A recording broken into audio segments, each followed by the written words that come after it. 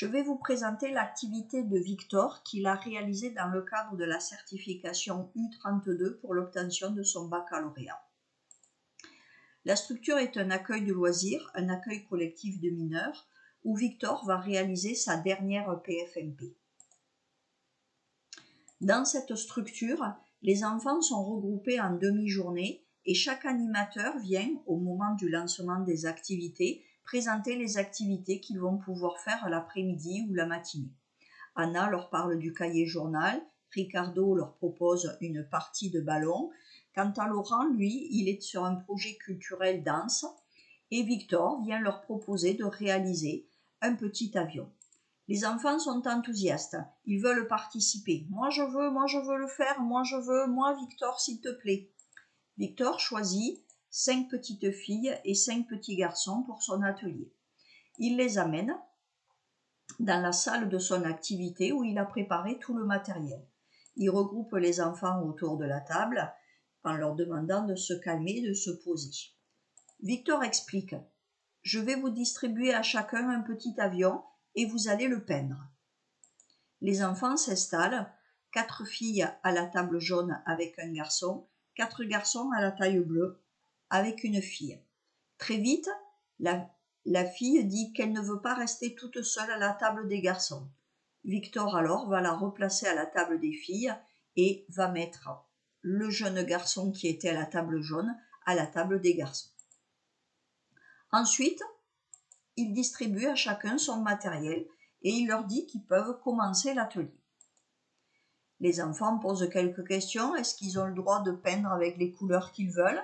Est-ce qu'ils peuvent faire différemment que le modèle que Victor a proposé? Victor leur explique qu'ils choisissent les couleurs qu'ils veulent.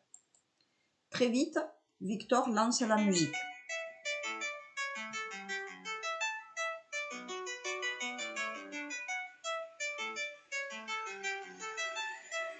Allô, moi c'est Anthony, je vois le mal partout, même quand il fait soleil, je vis l'hiver de moto. Ma vie c'est un bourbier. La musique est assez forte, on a un petit peu du mal à s'entendre.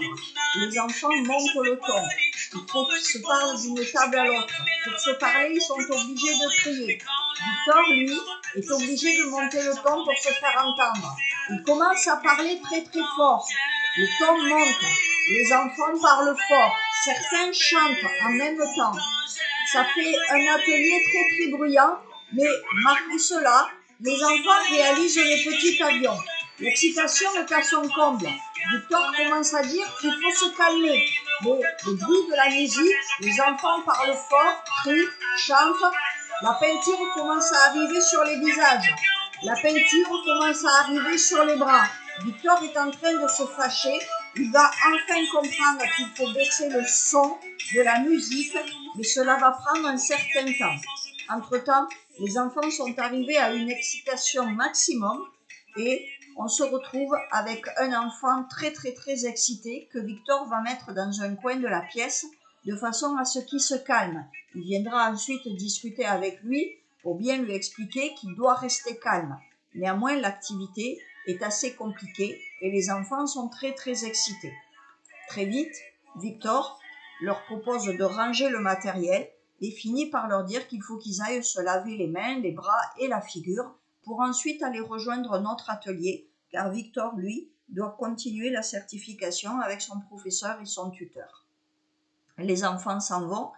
Victor, lui, va prendre 10 minutes pour faire son analyse réflexive et le professeur et le tuteur vont ensuite le recevoir pour un entretien. Le professeur va bien lui présenter son temps pour sa démarche d'animation et l'analyse réflexive qu'il doit présenter, qui suivra un entretien d'échange entre les personnes. Victor commence. Il présente la structure et présente le projet d'animation de cette structure qui est un petit journal qui va être le fil rouge durant toute l'année du centre de loisirs. À cela, à chaque saison, il y a un thème qui est donné et le thème actuel est coutumes et costumes, c'est-à-dire que on profite de ce temps pour pouvoir aller voir comment sont vêtus dans les autres pays les habits traditionnels et les coutumes qui y sont associés. Tout cela fera des articles qui seront mis dans le petit journal du centre de loisirs. Là, le professeur lui dit qu'il n'arrive pas très bien à comprendre le lien qu'il y a entre le petit avion, le journal, les coutumes et les costumes. Victor précise: ah oui, j'ai oublié de vous dire. En fait, le petit avion de chaque enfant va se déposer dans un pays et nous irons voir les coutumes et les costumes. Ah oui, Victor, mais pendant ton atelier, tu ne l'as jamais dit aux enfants. Ok, par hasard, est-ce que tu connais un journaliste qui serait aussi aviateur, qui pourrait faire le lien avec ton avion?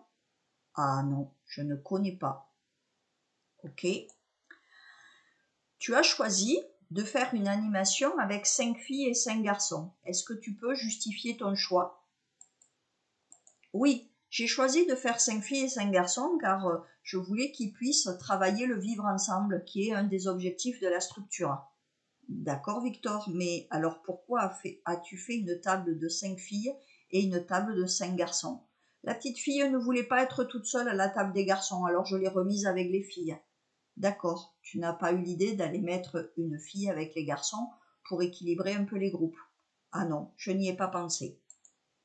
Ok.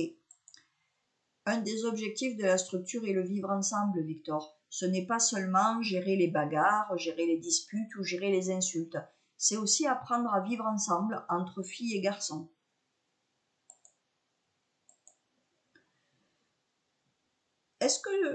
Comment tu as construit ton atelier? Sur ta fiche d'activité, tu dis que tu as utilisé des cours. Lesquels as-tu utilisé?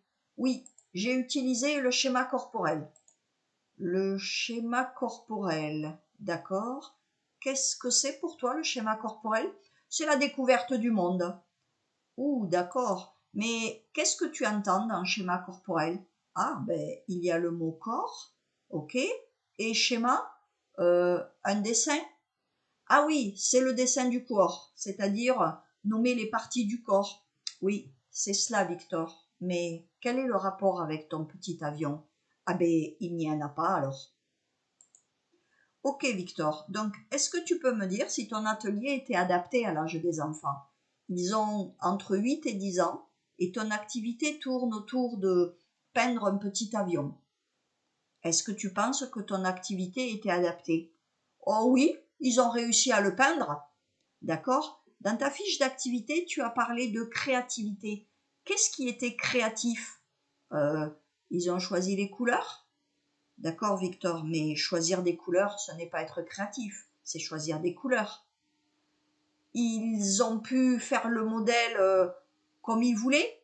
Oui, Victor, mais ils avaient tous le même modèle d'avion que toi. Est-ce que tu pourrais me dire où en est l'enfant dans son développement intellectuel entre 6 et 10 ans? Quel cours tu aurais dû utiliser? Non, là, je vois pas du tout. Ok. Alors, je vais te faire un petit résumé. Entre 6 et 11 ans, c'est l'âge de la mise en place du raisonnement et de la logique.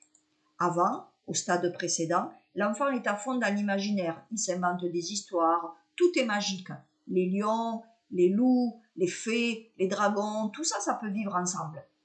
Au moment de 6 ans, le raisonnement, la réflexion, la logique se met en place. L'enfant comprend aussi que les autres peuvent avoir des opinions différentes de la sienne.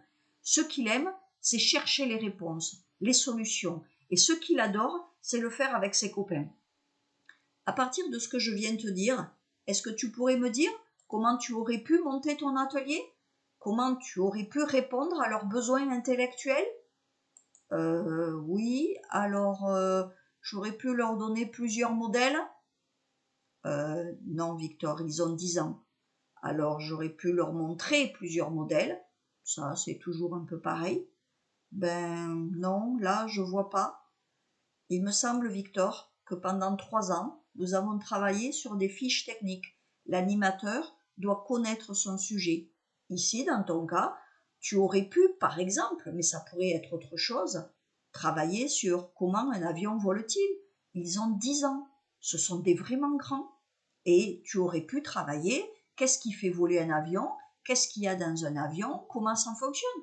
de façon très très simple, sans aller parler de choses très compliquées. Et à partir de là, leur donner différents matériaux. Et ils auraient pu eux-mêmes construire leur petit avion en leur donnant soit plusieurs modèles, peut-être pour les aider, ou juste des images, ou leur dire qu'il fallait qu'ils construisent le leur. Ah oui, je vois. Dans ta présentation, Victor, tu n'expliques pas aux enfants pourquoi ils font cette activité. Tu ne contextualises pas ton activité et tu ne la relis pas au projet pédagogique et au thème. Quand tu as fini l'atelier, tu leur proposes d'aller se laver les mains et c'est tout. Tu ne fais pas d'évaluation de ton atelier. Ton activité n'a pas de sens pour les enfants. Tu as fait un avion, c'est occupationnel. Comment peux-tu finir ton activité et la relier au fil rouge du journalisme, au thème des coutumes? Ah oui, j'aurais pu leur demander d'aller positionner leur avion sur une map monde en choisissant chacun un pays.